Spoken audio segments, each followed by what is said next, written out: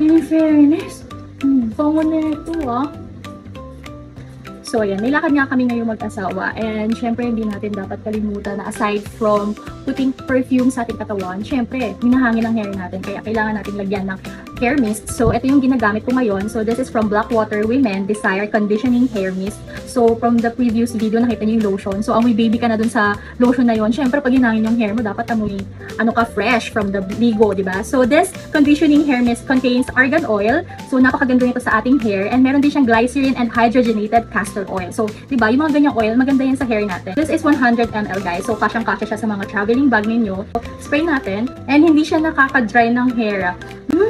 In fairness, bango na ito ah. Makabumili pa ako nito. Yan, talaga lang siya hair mo. Tapos pwede kang mag-reapply kung sa tingin mo is hindi enough yung paglalagay mo dyan sa hair. So, ganyan lang siya.